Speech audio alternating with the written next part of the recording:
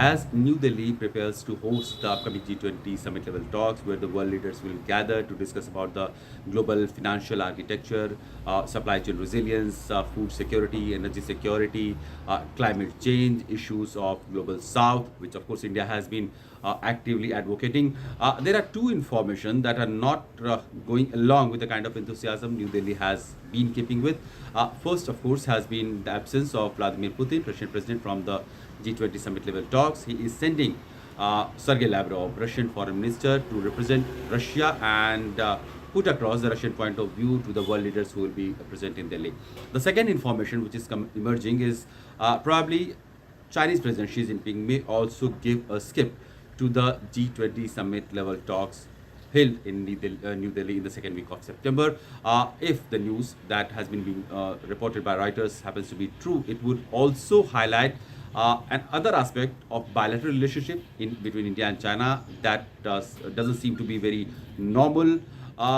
People were expecting, ever since Prime Minister Modi had a bilateral conversation with President Xi Jinping in Johannesburg on the sidelines of BRICS summit level talks, that there would be some breakthrough in the bilateral relationship between India and China. In fact, Prime Minister Modi had flagged the issue of border tension and how de-escalation or disengagement of those tension in the western frontier is very necessary to have a normal bilateral relationship. Chinese side was very silent on the issue of border tension, and they were more keen on highlighting that border tensions or disputes should be put appropriately in the overall bilateral dynamics, and it is a joint responsibility of the two sides to keep the tension and under check and restore the peace and tranquility along the bordering areas, which of course India has not been very much agreeing with, and they have always said the Chinese side needs to de-escalate and disengage to have overall normalcy in the bilateral relationship. Now, we just saw how Chinese government has also come out with a map which shows Arunachal Pradesh and citing as part of its own territory, which India rejected. External Affairs Minister Jaishankar called this step of Chinese government as an absurd. Ministry of External Affairs in its statement rejected the map and said that they have raised the issue with China diplomatically, and the Chinese Ministry of Foreign Affairs sort of replied that it should not, people should not overinterpret the map. But I mean, what is left to interpret if you are showing your official map consisting the sovereign territory of other nations, and then you expect that people would not overreact and overinterpret this map? Then it is just not possible. So it was a very provocative step from the Chinese side, and that did not go down well with the Indian External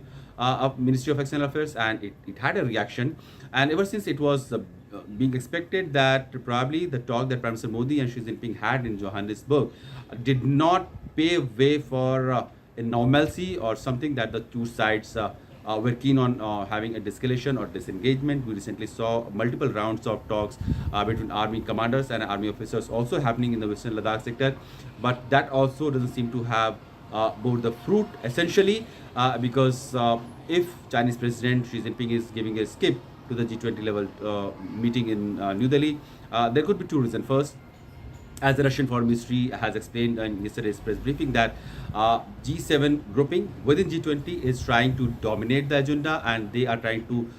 create Ukraine as a center point of all the multilateral platforms and meetings across the world, and they are trying to create a propaganda which is anti-Russia plus China. The Russian Foreign Ministry said that Russia would try to counter the G7 allegation and G7 propaganda with BRICS grouping within G20 platform. So while G20 is being handled by the presidency under India, the fighting grounds of Delhi seems to be more with G7 groupings having their point of view against Russia and China trying to create a grouping to counter the propaganda, so-called propaganda by the G7 groupings with their BRICS member partner countries. So clearly G20, which is going to be held in Delhi, is not going to be a very easy task for India's presidency, which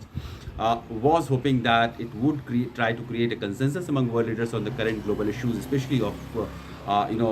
food crisis, energy crisis, which